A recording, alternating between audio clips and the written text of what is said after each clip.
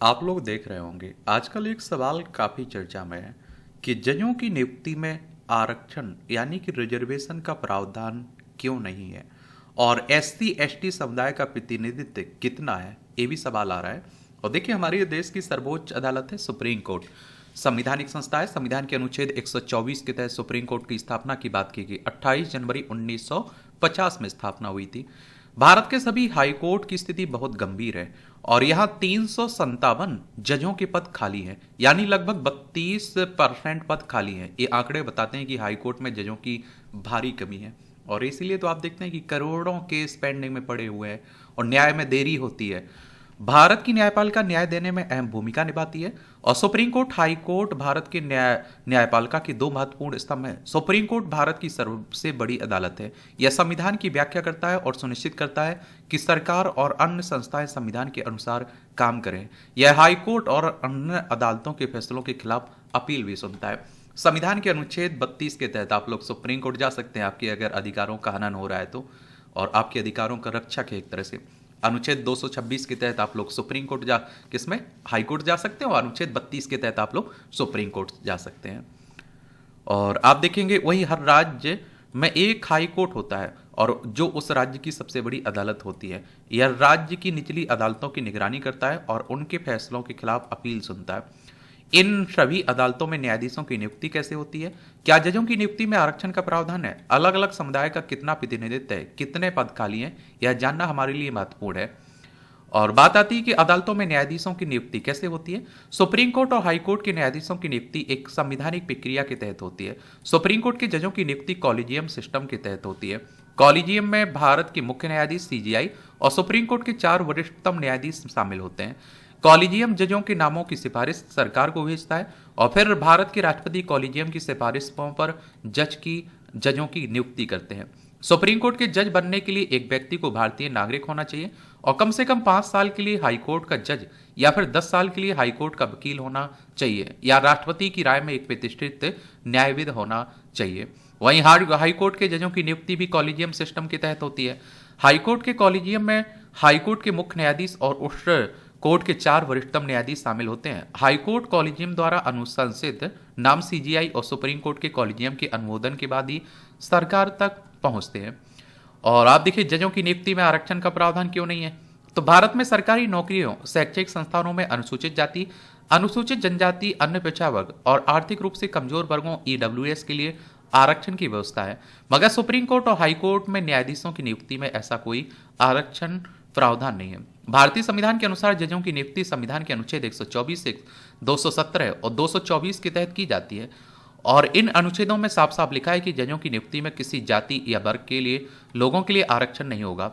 इसलिए supreme court और high court में जजों की जाति या वर्ग के हिसाब से कोई डेटा सरकार के पास नहीं है। न्यायपालिका की स्वतंत्रता और निष्पक्षता सुनिश्चित करने के लिए यह आवश्यक माना गया है कि नियुक्तियां योग्यता, अनुभव और निष्पक्षता के आधार पर होनी चाहिए, ना कि जाति या फिर वर्ग के आधार पर।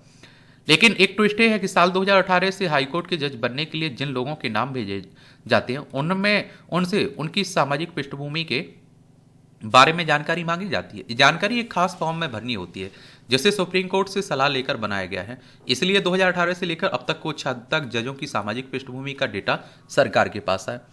अब ये आंकड़े क्या कहते हैं? सरकार की ओर से संसद में दी गई जानकारी के अनुसार 2018 से 31 दिसंबर 2022 तक कुल 540 जज नियुक्त किए गए। इनमें से 15 जज अनुसूचित जाति के, 7 जज अनुसूचित जनजाति के और आप देखते हैं कि 57 जज अन्य पिछड़ा वर्ग के और 27 जज अल्पसंख्यक वर्ग के हैं। और आज आप देखें, इसका मतलब ये हुआ कि संविधान के हिसाब से जजों की नियुक्ति में आरक्षण नहीं है। लेकिन 2018 से सरकार ने जजों की सामाजिक पृष्ठभूमि का डेटा इकट्ठा करना शुरू किया। इससे पता चलता है कि न्यायपालिका में सभी वर्गों का प्रतिनिधित्व कितना है। क्या सरकार चाहती है कि न्यायपालिका में समाज के सभी वर्गों का प्रतिनिधित्व हो? तो संसद में लिखित जवाब में सरकार ने बताया कि सरकार चाहती है कि न्यायपालिका में समाज के सभी वर्गों का प्रतिनिधित्व हो। संसद के 3 भाग होते हैं, देखिए, राष्ट्रपति, राज्यसभा और लोकसभा। और इसलिए आप देखेंगे कि सरकार हाईकोर्ट के मुख्य न्यायाधीशों से कहती रहती है जब भी जजों के नाम की सिफारिश करें तो अनुसूचित जाति, अनुसूचित जनजाति, अन्य पिछड़ा वर्ग, अल्पसंख्यक और महिलाओं जैसे वर्गों के योग्य उम्मीदवारों पर भी ध्यान दें। मगर जजों के नाम भेजने और चुनने का अधिकार मुख्य रूप से कॉलेजियम के पास है। सरकार सिर्फ सिफारिश कर सकती है इसमें। अब सुप्रीम कोर्ट और हाई कोर्ट में कितने जजों की नियुक्ति है? सरकार ने साल 2014 में सुप्रीम कोर्ट में 9 जजों की नियुक्ति हुई, जबकि 2015 में केवल 1 नियुक्ति हुई। 2023 में 14 नियुक्तियां हुई, जो कि सबसे ज्यादा है। 2024 में 4 और 2025 में 2 नियुक्तियां हुई हैं। वहीं हाई कोर्ट में जजों की नियुक्तियों में क्षेत्रीय भिन्नता देखी गई। कुछ हाई कोर्ट में नियमित रूप से नियुक्तियां होती हैं, जबकि कुछ में नियुक्तियों की संख्या कम या अनियमित है।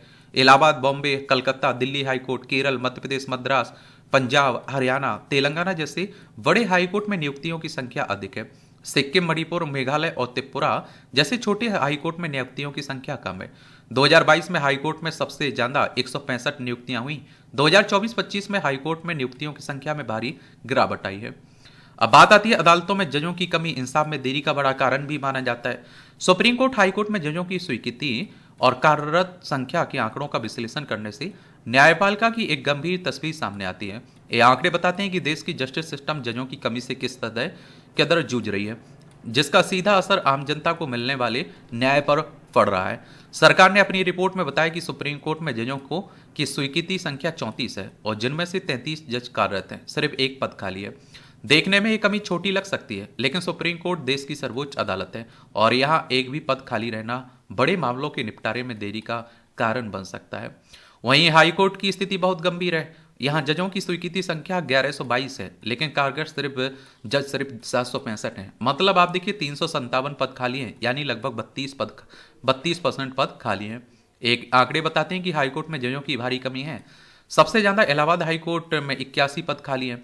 इसके बाद Punjab and Haryana high court में 32, बॉम्बे हाई कोर्ट में 28, कलकत्ता हाई कोर्ट में 26, दिल्ली हाई कोर्ट में 21 पद खाली हैं। मेघालय, सिक्किम, त्रिपुरा में कोई पद खाली नहीं है। बाकी आप लोग क्या सोचते हैं, अपनी राय बता सकते हैं आप लोग। जैसे पंजाब और आप देखते हैं कि हरियाणा हाई कोर्ट का एक हाई कोर्ट है, पंजाब राज्य और हरियाणा का, तो इसलिए आप देखते हैं कि सामान्यतः ऐसा माना जाता है कि हर राज्य में एक हाई कोर्ट देखने को मिलता है, लेकिन 2 राज्यों का एक मिलाकर हाई कोर्ट हो सकता है। चलिए, आपका कोई सवाल हो मेरे लिए, सुझाव हो तो बता सकते हैं। धन्यवाद।